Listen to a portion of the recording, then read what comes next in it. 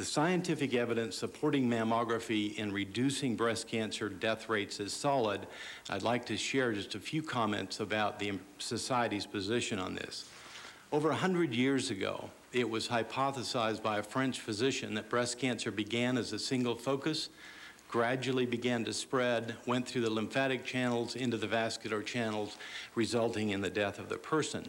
This concept has been verified and gives rise to the notion that if you can find it early enough, surgical removal of the cancer results in cure.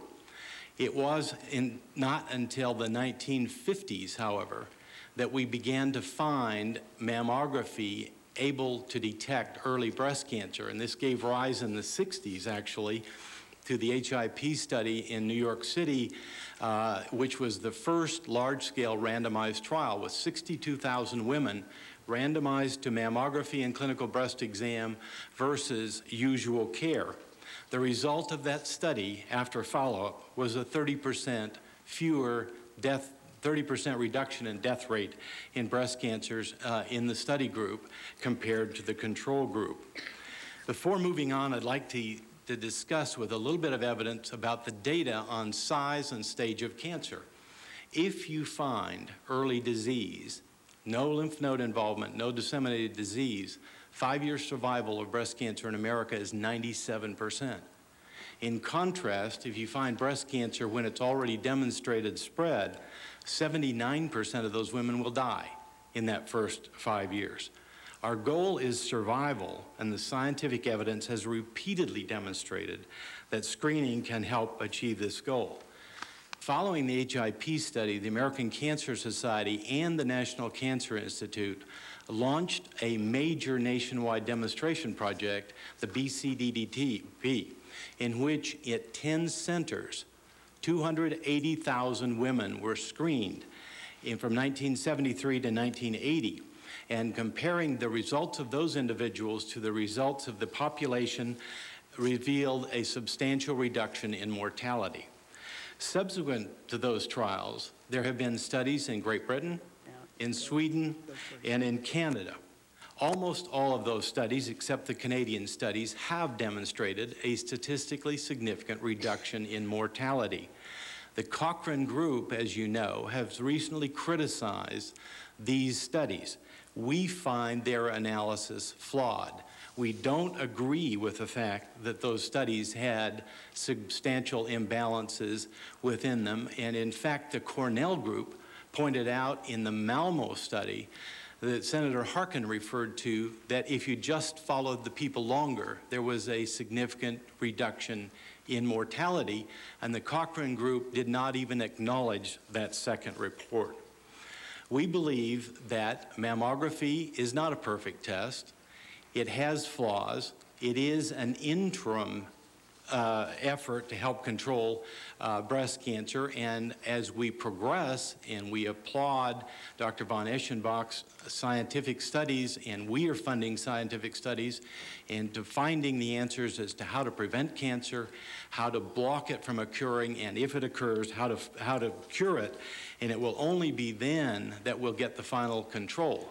But in the meantime, mammography is of value in reducing the death rate from breast cancer, and the American Cancer Society applauds and continues to support this effort with information to patients, to women, and with the recommendation that women 40 and over should have annual mammograms. Thank you. To the American Cancer Society, Dr. Iyer, in your testimony, I want to be clear now. Could you repeat, what are the guidelines of the American Cancer Society for women to have or have not guidelines? What is the American Cancer Society's recommendations and the rationale behind them? Senator, thank you for the question. The far and away the most important guideline for breast cancer is that women ages 40 and older who are at average risk should have an annual mammogram combined with a clinical breast exam by their doctor. We also advocate for teaching breast self-examination beginning at age 20, and for women between ages 20 and 40, they should have a clinical breast exam at least every 3 years by their doctor. Those are our screening guidelines for breast cancer. I just have a few follow-up specific questions. Dr. Berry, in your written testimony, you have a reference to the audit of the Swedish trials, and you have a parenthetical statement, hopefully the recently announced NCI guidelines will not lead to the Swedes withdrawing this offer. Could you explain what that means? Apparently, and I'm going from what John Crutzen said in the Chicago Tribune, that the Swedes have agreed to open up their studies to audit and to analysis from other international people, including the NCI. And this was apparently due to the controversy that has been going on in this country. They wanted to settle that controversy by doing what people have been asking them to do for many years. And I'm concerned that they follow through on that, and I hope that these proceedings and others don't slow down that impetus. Well, what would it be about the NCI guidelines that would lead them to withdraw the offer? Well, there may be no more reason to open it up. I mean, if there were... the fact that the NCI reiterated their guidelines? Yes. Okay, it's not something in addition to that? No. Okay. No, just less uncertainty in this country. Thank you, Dr. Berry. Can I just make one comment about something Dr. Iyer said, or is that out of order? No, as I said, it's a comment, but remember, we're not a debate.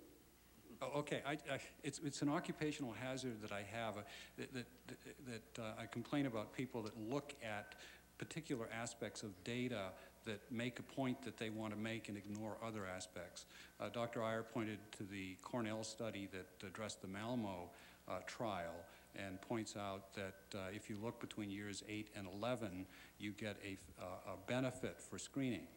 What they don't point out is if you look between years 3 and 6, you get a negative benefit for screening. In fact, the increase in mortality between those years was 58%, 30 deaths versus 19 deaths. That study was really very flawed, much more flawed than any of the trials that we're talking about. Dr. Berry, can I ask you, there, as far as I'm aware, only 2 widely utilized other forms of screening, either self-exam or clinical physician screening. Is that right? That's as far as I know, yes. Right, and so, I mean, this is a crapshoot, right? I mean, as part of what we're trying to figure out here is a lot of women either can't or won't do self-exams, don't know what they find if they do them, and a lot of doctors may or may not have the same, clinical judgment that their neighbor down the hall might have.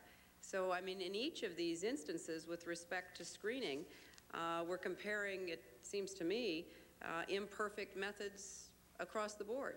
Yeah, and, so, I mean, part of what we're attempting to do, and I think Dr. Frist's, Senator Frist's, questions certainly got to this point, it's of very little benefit for most of us lay people who are on the receiving end of conflicting advice, to hear the difference between 1 and 3 and 5 and 8 and the rest of it when we have to make a judgment. And based on the best available information, and even based on many of the most unequivocal statements in your own written testimony, we put our odds with going ahead and having mammography, knowing, as we know, that it's not the perfect answer. It's like getting your teeth x-rayed. Maybe the carie they find would never turn into something that you either had to have filled or have a tooth pulled, but, you do the best you can with what information you've got.